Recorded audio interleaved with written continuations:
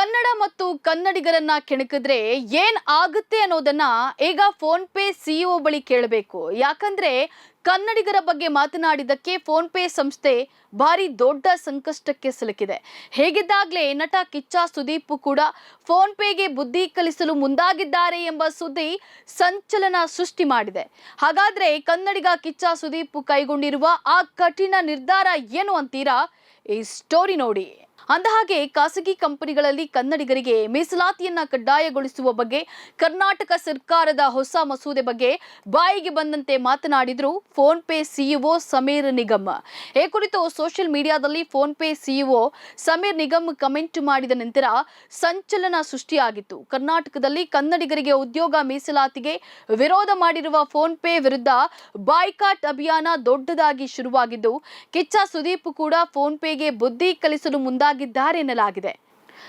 ಹೌದು, ಅಷ್ಟಕ್ಕೂ phone pay ಇನ್ನು 1 ದಿನದ ಒಳಗೆ ಕನ್ನಡಿಗರ ಬಳಿ ಕ್ಷಮೆ ಕೇಳಬೇಕು. ರಾಜ್ಯ ಸರ್ಕಾರದ ನಿಲುವಿಗೆ ಬದ್ಧವಾಗಿ ಇರಬೇಕು. ಇಲ್ಲದೆ ಹೋದರೆ ತಾವು ಫೋನ್ ಪೇ ಬ್ರಾಂಡ್ನ ಅಂಬಾಸಿಡರ್ ಆಗಿ ಮುಂದುವರಿಯದೇ ಇರಲು ನಿರ್ಧರಿಸಿದ್ದಾರೆ ನಟ ಕಿಚ್ಚ ಸುದೀಪ್ ಎಂಬ ಸುದ್ದಿ ಸಂಚಲನ ಸೃಷ್ಟಿಸಿದೆ. ಮತ್ತು ಇದೇ ವಿಚಾರವಾಗಿ ದೊಡ್ಡ ಮಟ್ಟದ ಚರ್ಚೆ ಕೂಡ ಈಗ ಶುರುವಾಗಿದ್ದು, ಕನ್ನಡ ನಾಡು ಮತ್ತು ನುಡಿ ವಿಚಾರದಲ್ಲಿ ಕಿಚ್ಚ ಸುದೀಪ್ ಅವರ ಈ ನಡೆ ಬಗ್ಗೆ ಸಿಕ್ಕಾಪಟ್ಟೆ ಬೆಂಬಲ ವ್ಯಕ್ತವಾಗ್ತಾ ಇದೆ. ಫೋನ್ ಪೇ ಬ್ರ್ಯಾಂಡ್ಗೆ ಕಿಚ್ಚ ಸುದೀಪ್ ಅವರು ರಾಯಭಾರಿಯಾಗಿದ್ರು. ಆದರೆ ಈಗ ಇದೇ ಫೋನ್ ಪೇ ವಿರುದ್ಧ ಕನ್ನಡ ವಿರೋಧ ನೀತಿ ಆರೋಪ ಕೇಳಿ ಬಂದಿದೆ.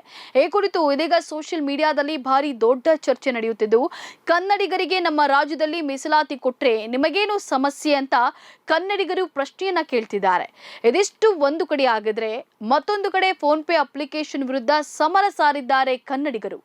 ಫೋನ್ ಪೇ ಅಪ್ಲಿಕೇಶನ್ ಅನ್ಇನ್ಸ್ಟಾಲ್ ಮಾಡ್ತಾ ಇದ್ದು, ಜೊತೆಗೆ ಗೂಗಲ್ ಪೇ ಸ್ಟೋರ್ ಮೂಲಕ ಅತ್ಯಂತ ಕಳಪೆ ಎಂದು ಫೋನ್ ಪೇ ಅಪ್ಲಿಕೇಶನ್ಗೆ ರೇಟಿಂಗ್ ಅನ್ನ ನೀಡ್ತಾ ಇದ್ದಾರೆ. ಫೋನ್ ಪೇ ಅಪ್ಲಿಕೇಶನ್ಗೆ 5 ರೇಟಿಂಗ್ ನಲ್ಲಿ ಬರೀ 1 ರೇಟಿಂಗ್ ಅನ್ನ ನೀಡಿ ಬುದ್ಧಿ ಕಲಿಸ್ತಾ ಇದ್ದಾರೆ. ಈ ತಕ್ಷಣಕ್ಕೆ ಫೋನ್ ಪೇ ಸಿಇಒ ಬುದ್ಧಿ ಕಲಿತು ಕ್ಷಮೆ ಕೇಳದೆ ಹೋದ್ರೆ ಪರಿಸ್ಥಿತಿ ಇನ್ನಷ್ಟು ಕೈಮೀರಿ ಹೋಗುವ ಸಾಧ್ಯತೆ ದಟ್ಟವಾಗಿದೆ. ನೋಡ್ತಾ ಇರಿ ಸಮಾಜಕ್ಕಾಗಿ ಕನ್ನಡ ಒನ್ ನ್ಯೂಸ್. ನಮಸ್ಕಾರ.